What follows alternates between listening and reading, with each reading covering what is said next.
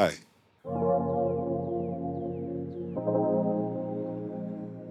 Welcome to episode 10 of Deep Dives. This is a documentary series where we use hard facts to shine a light on scams and social ills.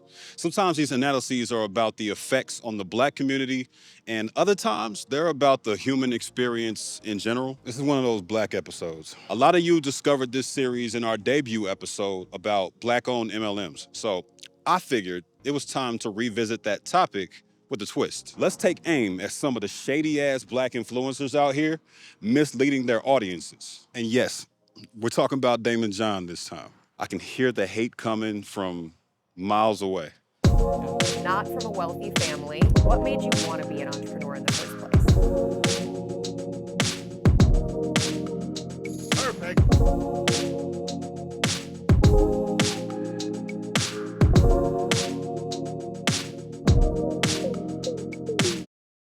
Yo, Hype, we about to take fashion to a new level. Oh, we gotta keep the women in hot gear. Through styles, new color. For you, boo. Sexy. Did you see it? What you thought? We just gonna hit you with jeans and t-shirts? I want to kick this off by pointing out the obvious. Shady influencers are a significant problem for every community and every race. This is not exclusive to Black people. I could be covering everyone from Jake Paul to Grant Cardone to DJ Envy to some of my fellow YouTubers. I'm not here to cover things other people have talked about, though. I'm not the first to discuss these influencers, but even when there is an overlap in topics, I want to approach it differently. That being said, Black influencers are particularly effective when it comes to their ability to make us buy we don't need. Why is that? We consume a lot of media, like more than everyone else. This 2024 report by Nielsen Research breaks it down in painful detail. We spend 81 hours per week consuming media.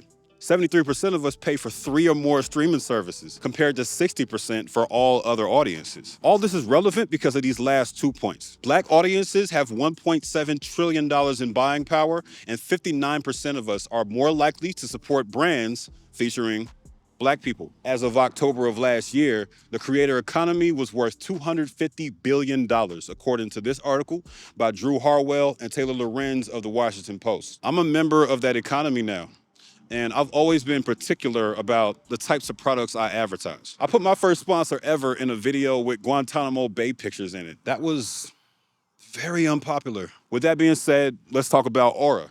They're a data protection service I've been using for about a month now, and their sponsorship is the reason I get to tackle these more uncomfortable topics. This time, let's take a look at the alerts Aura provides. There's a couple categorized as critical. One about American Express checking my credit, and the other about a transaction that exceeds the monthly limit I set. I can review each one and resolve them if I recognize it. I just got a new credit card last week, so this one makes sense to me. Let's resolve it. The second one is my apartment complex taking my rent out, so that checks out too. Unfortunately, these alerts are child's play for Aura. They do a lot more than that. AT&T revealed that over 73 million customer records, both existing and former customers, were released on the dark web. They recommend those affected use strong passwords, monitor account activity, and consider credit freezes or fraud alerts from credit bureaus. Well, Aura does all this for me. Best part? I don't have to download hella apps just because a company couldn't keep my data secure. If my info was compromised in the AT&T breach, I wouldn't worry because Aura's always on, making sure my data is secure. Hit this link to take advantage of their 2-week free trial and help support the channel at the same time. Let me know what you think about it in the comments if you've signed up already. Back to these scammers. The influencers we're covering today are the exact opposite of everything I said about integrity earlier on. They're out to get the bag by any means necessary. Let's see if we can make a dent.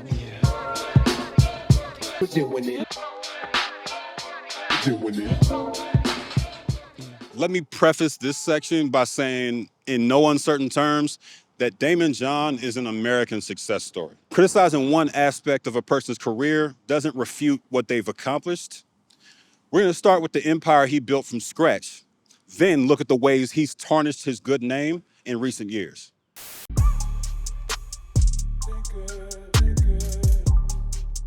For those who aren't familiar, John is 25% of the founding team that brought us FUBU. a streetwear clothing brand that brought in $350 million a year at its peak. He's from Queens, one of New York's biggest boroughs and the home of 50 Cent, LL, Cool G Rap, Run DMC, Mobb Deep, and Spider-Man. Yeah. He had an eye for street fashion and peeped the connection between music and clothes early, since he customized his Pumas every week trying to impress local girls. I can relate. LL lived nearby, and they heard he was gonna be around the way on a certain day.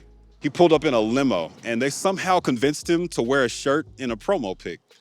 It was a different time. I do not recommend running up on celebrities' limos in 2024. The team parlayed that W into $300,000 in orders when the then up-and-coming designer, Karl Kani, approached them after seeing that pic and hooked them up with his industry contacts at the Las Vegas Magic Fashion Show. From there, they got their clothes into strategic music videos with director friends like Hype Williams. Hey, yo, Hype. And Damon's mother put up their house as equity to fulfill that $300,000 in orders. Wasn't that easy though. They still needed to take out ads claiming $1 million in orders need financing. His mom's idea. Here's the dopest part of his come up though. After a Samsung exec responded to that ad and gave them a deal requiring them to move $5 million in 3 years, they did $30 million in 3 months. Not only that, but LL gave them the biggest dub of their careers when he rocked a FUBU hat. This the shopping, big ballin', not stopping, yes, y'allin'. In a Gap commercial and put For Us, By Us in the lyrics. GAP, gritty, ready to go, for us, by us, on the low. They got a national ad with one of the biggest artists on earth for free. Now, I realize most of the people who clicked on this video might not even know Daymond John for building FUBU. They probably know him from ABC's Shark Tank, a pitch competition series where founders try to get investment from a panel of famous investors, AKA the Sharks. He's been one of those sharks since he got a call from the show's producer back in 2009. This is when his spotless legacy starts to get iffy though. I've been down so long it look like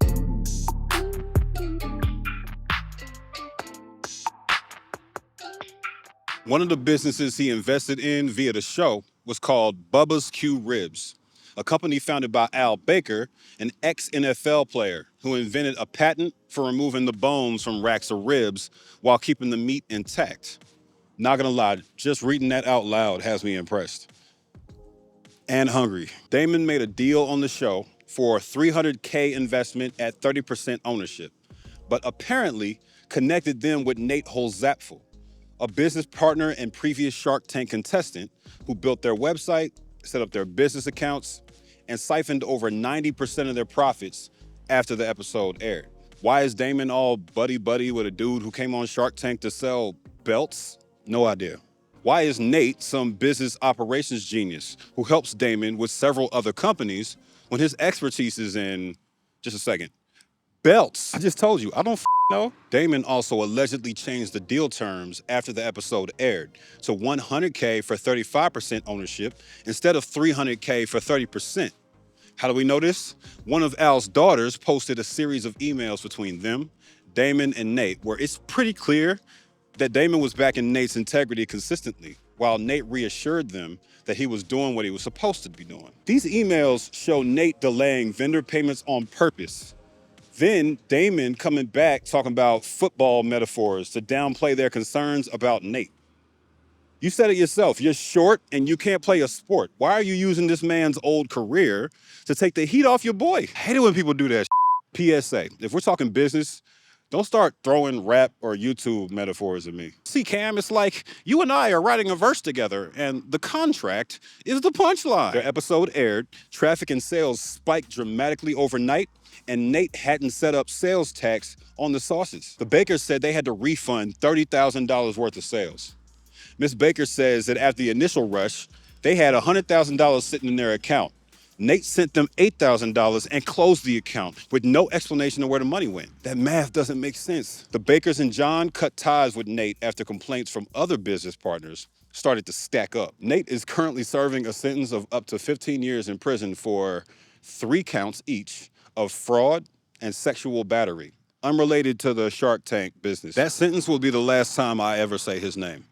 Moving on. Final chapter is addressed in an LA Times article that goes into the depth of the deception. They were introduced to a man named Larry Fox in a meeting, but nobody made it clear to them that that was Damon's attorney.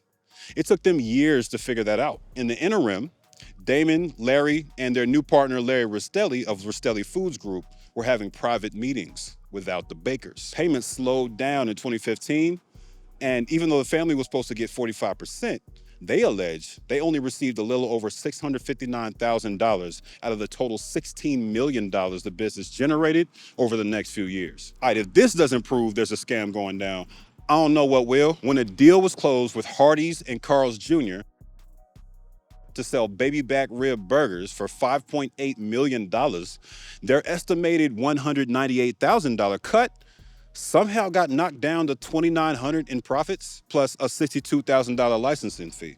They were told all parties got the same amount. They're not supposed to get the same amount. The bakers had 45% cut in the contract. Y'all are supposed to get 35% and 20% respectively. They decided to fall back on big deals until they got the arrangement straight. And when another deal came along and they pressed pause, the lawsuit started flying. I gave y'all all these details for a reason. We gotta break down the illusion that celebrities have your best interest at heart. And more importantly, we gotta stop believing everything we see on television. It's entertainment. That shit is not real. I'm an entertainer too, and I include sources in my videos because I want you to question what I'm telling you. Read more, assume less, and believe nothing without proof. This man and his family got railroaded by professional hustlers. And since they lost a suit, they can't even talk about it in public anymore. I ain't saying though. That's just the tip of Daymond John's iceberg. He's put his name on some exploitative products like real estate seminars, drowning in FTC complaints, a start and scale course with color-coded box sets looking like Tybo videos. That's a dated ass reference. I acknowledge that. Rule of thumb, anytime someone is trying to sell you the secret to success, you're the secret to their success. It's true about Damon's courses, Trump's courses, etc. This strategy he has of striking through a random ass high price and acting like the low price is a sale, literally everywhere, is insulting my intelligence. There's a point where every wealthy person decides they need more money than they can ever spend. He crossed that line over a decade ago. Who's next?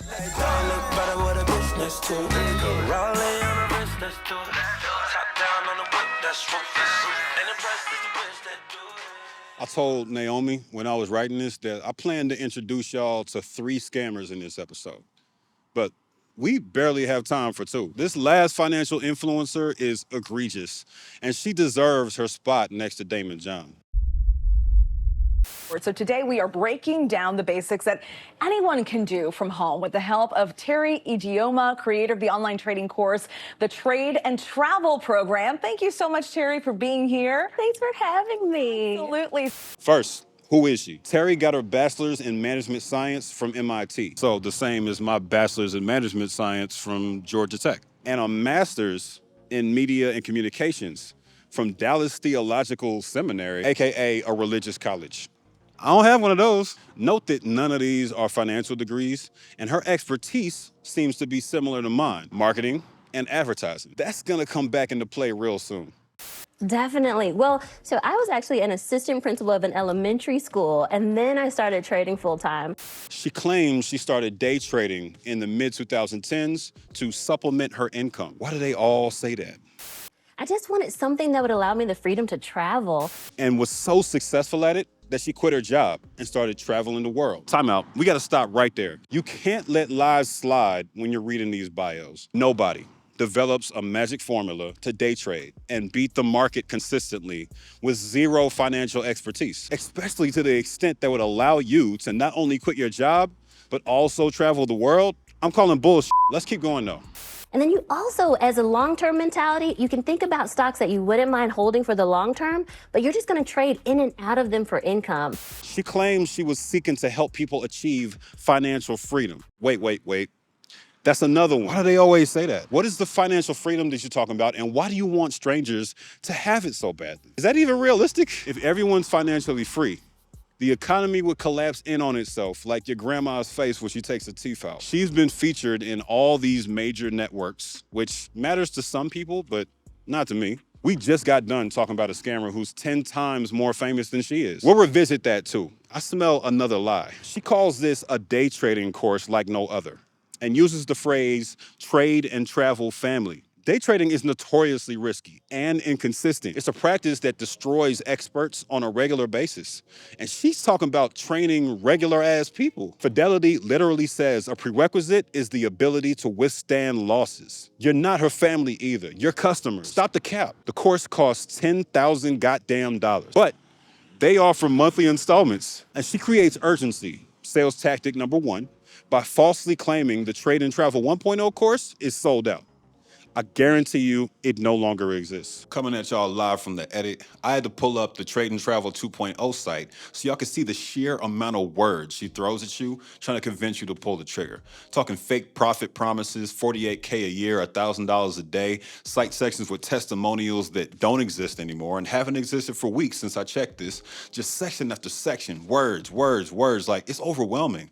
Who the hell is this supposed to be? The site she uses for these courses is called Teachable, a garbage fire of a website with 54% one-star reviews on Trustpilot that auto-renews people without their consent. This review of another course says they got $468 ripped out of their account with no warning. As a final cherry on top, here's an article in Forbes she paid for, and we couldn't find a trace of the CBS, Business Insider, or Time articles she mentions on her site. YouTuber Owalabi Aziz posted proof of fake reviews, which brings all this bull we see on her site crumbling down. Okay, right click, search image with Google Lens. We have Derek Williams, we have Tom Few, we have Bianca Coates. I can smell fake reviews a mile away, and it does not surprise me at all that a simple reverse image search exposes these pics as fake. Well, for our trade and travel students, here are the two criteria. You can do it in your SIM account or your real account. We don't want anyone to be left out because you don't have enough cash. Man, look, just try harder. Like, I'm still gonna call you out for your scam, but make it a little bit more difficult.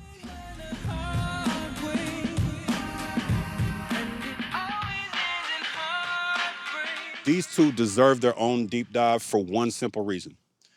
They're the best of the best. Their internet presence is very clean for the most part, and I have no doubt that they paid top dollar to keep it that way. There are services you can use in addition to standard SEO strategy to bury negative press. Damon has the money and the clout to talk his way out of every scandal.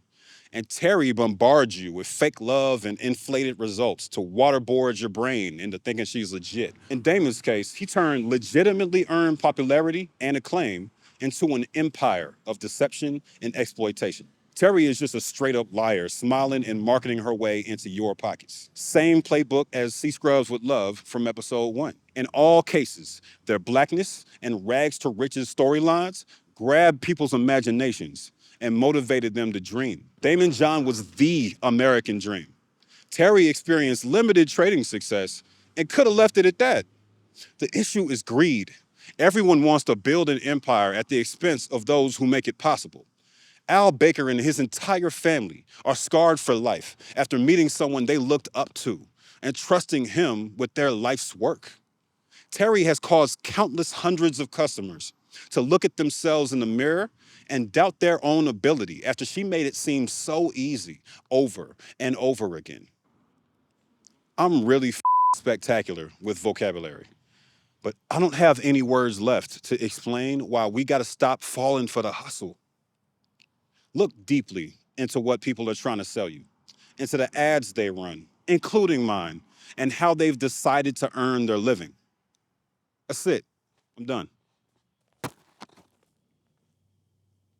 Y'all got the information now.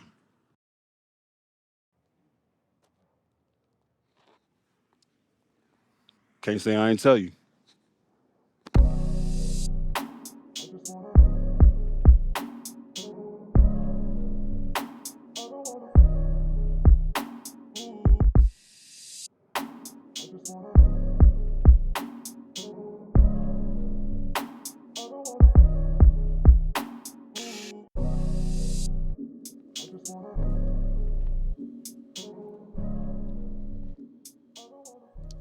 Episode 10. It's a privilege to be able to produce these and to actually have an audience that wants to watch them. It's every creator's dream. And I thank y'all a lot, but I'm going to do it again. To be only 10 episodes into any series of anything on any platform and to have built an audience of this size is something that is hard to put words to. And, you know, we got all kind of people supporting me now. This list started with like 3 people. You know what I'm saying? So it's amazing that I'm able to talk about something I'm passionate about and share information and have it be received and have it be broken down and have it be criticized and have it be praised and whatever people feel like doing when they receive it. But the fact that you're paying attention at all is making my day each and every day. And it's giving me the motivation to keep getting up and keep doing this over and over and over again. So much love to y'all.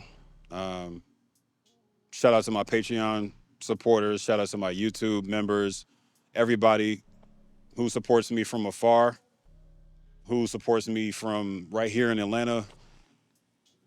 I love y'all sincerely. When I leave these comments and I'm like leaving emojis and talking about how it hits hard for me, like that's real, man. That's why I read the comments. That's why I respond to everybody. I want y'all to know that y'all matter and what you think about my work matters. So, yeah, this is getting long-winded, but 10 episodes, man. Love. To expect a 20% monthly return is ridiculous, right? I'm telling you, it's not going to happen on any kind of consistent basis.